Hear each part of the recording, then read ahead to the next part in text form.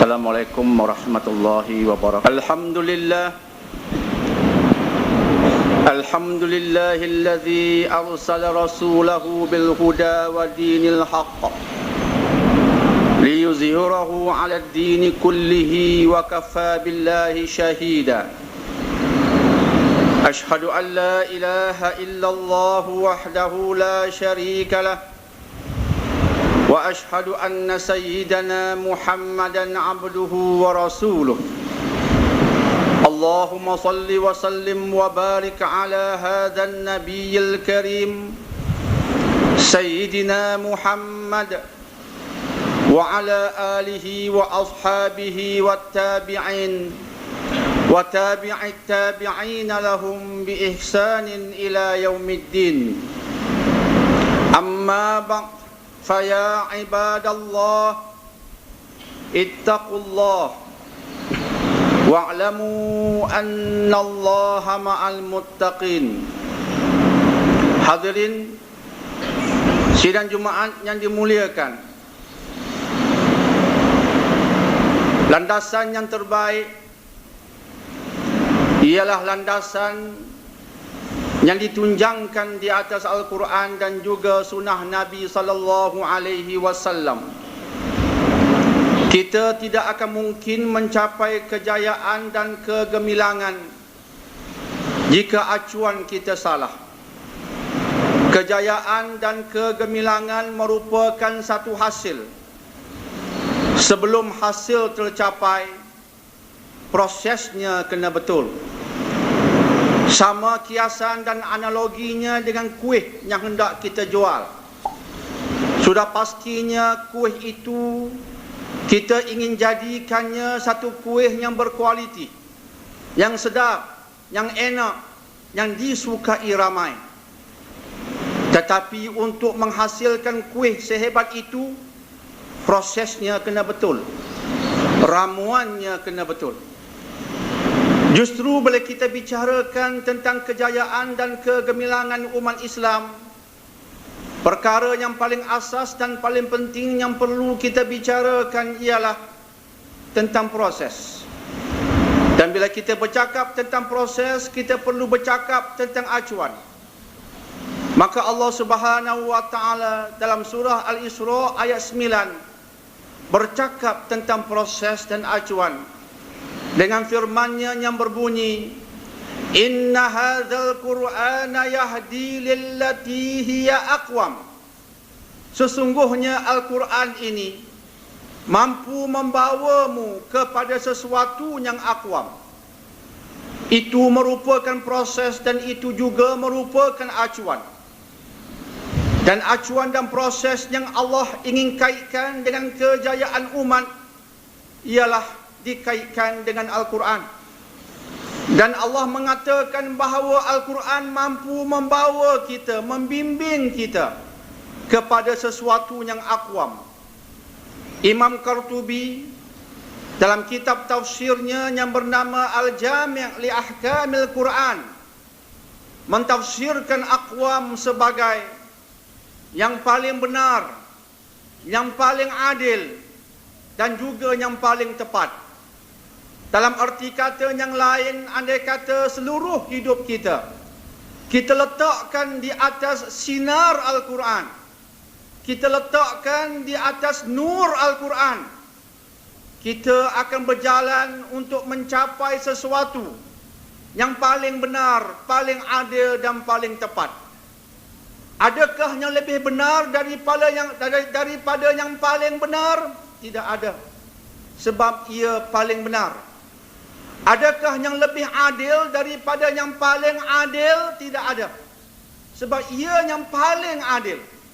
Adakah yang lebih tepat ataupun yang paling tepat daripada yang tepat itu? Tidak ada, sebab yang paling tepat itu merupakan kemuncak kepada segala yang tepat. Dan itulah hasil yang akan dapat kita hasilkan jika kita menjadikan proses dan acuan kita daripada Al-Quranul Karim. Maka bila kita membuka kitab yang aqwam ini dan kita ingin mencari satu formula yang hendak kita kaitkan dengan pembinaan sebuah sistem masyarakat yang hebat, Maka salah satu surahnya ialah surah Al-Hujurat. Al-Hujurat bermaksud kamar-kamar. Surah yang tidak begitu panjang ini menceritakan tentang formula berhubung pembinaan sebuah masyarakat yang gilang gemilang berdasarkan acuan Allah, berdasarkan acuan Quran.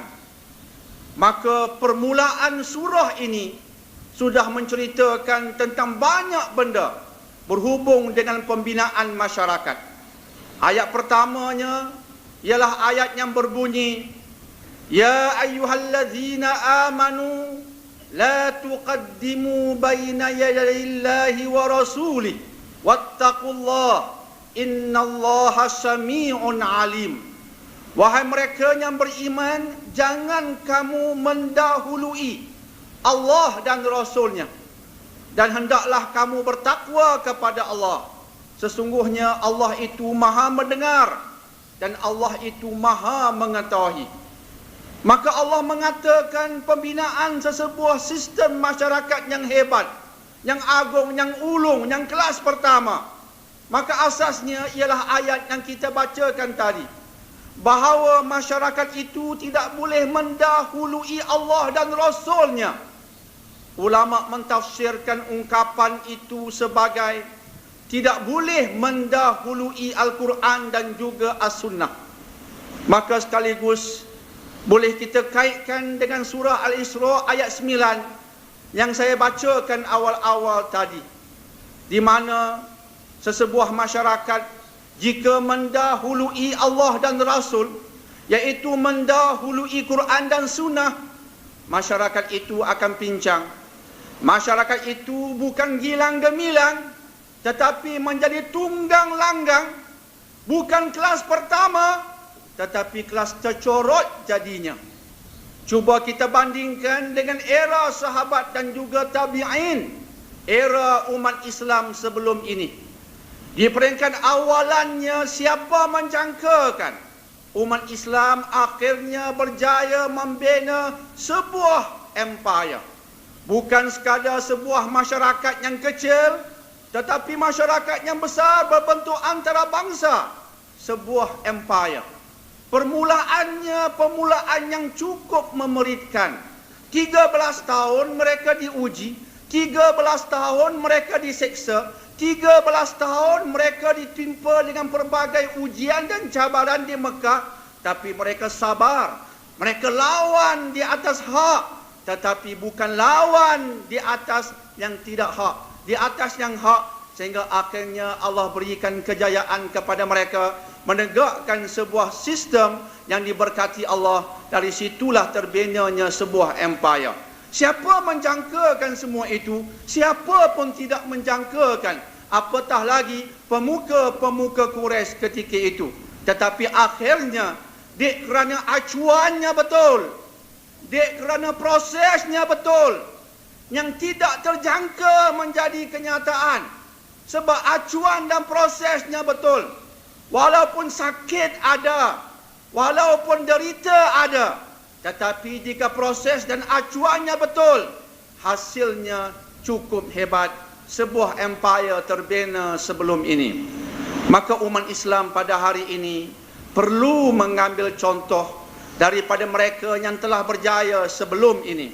Umat Islam hari ini perlu mencontohi umat Islam sebelum ini, agar insya-Allah kita juga gilang gemilang dengan menggunakan proses dan acuan yang sama, yang berbalik pada Quran dan Sunnah, seperti yang disarankan oleh ayat pertama surah Al-Hujurat.